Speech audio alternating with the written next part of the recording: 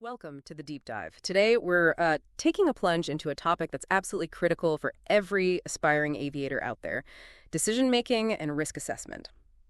Right in the cockpit.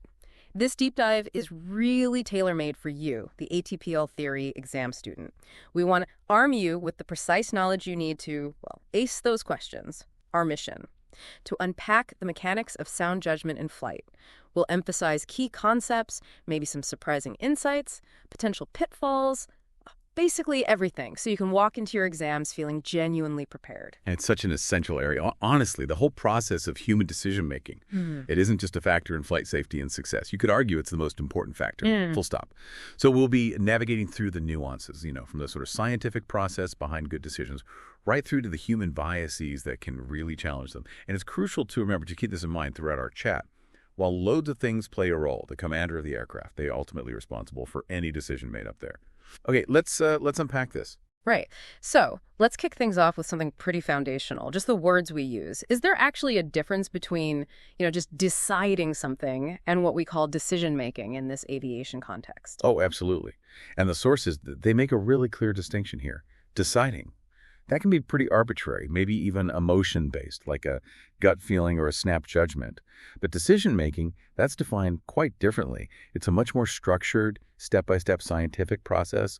They sometimes call it the judgment concept. And it's followed specifically to reach a balanced, factual decision. That structured, intentional approach, that's what we're focusing on today. Okay, so it's a definite process. But thinking about the cockpit, that high-stakes environment, when is a decision actually considered good? Is it about being perfect every time, or is it something else? That's a great question, because no, it's not always about perfection. A decision is considered good if it can actually be implemented within the time available. Now, here's where it gets, really interesting. Contrary to what you might think, it's often quite rare in flight that time pressure absolutely dictates an immediate split-second decision. Crews often have strategies to, make time.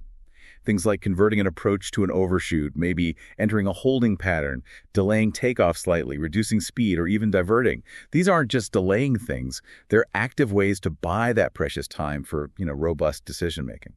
That immediately brings preparation to mind. If time isn't always the absolute crunch factor people imagine, does that mean preparation becomes absolutely essential for good decision-making?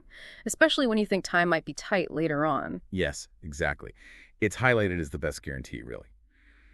Thorough flight prep, plus those meticulous briefings before each high-risk phase of flight.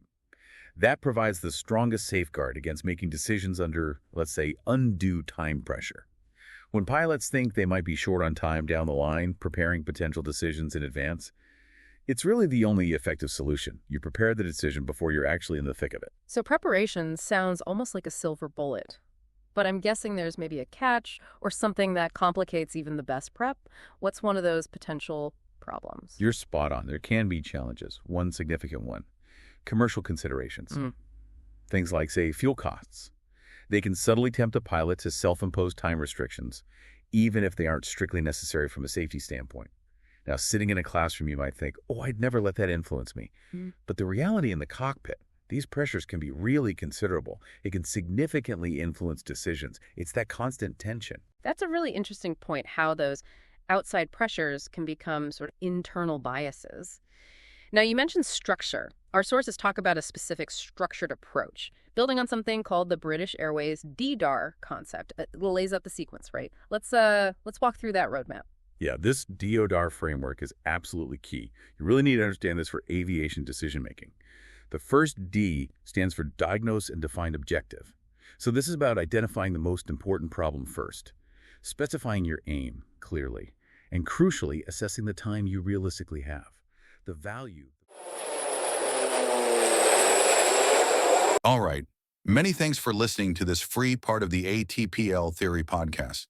If you want to continue learning and access the full comprehensive guide, go to my Patreon at patreon.com/ATPLtheory or my Hero at herohero.co/ATPL. That is patreon.com/ATPLtheory or herohero.co/ATPL. Wishing you all the best.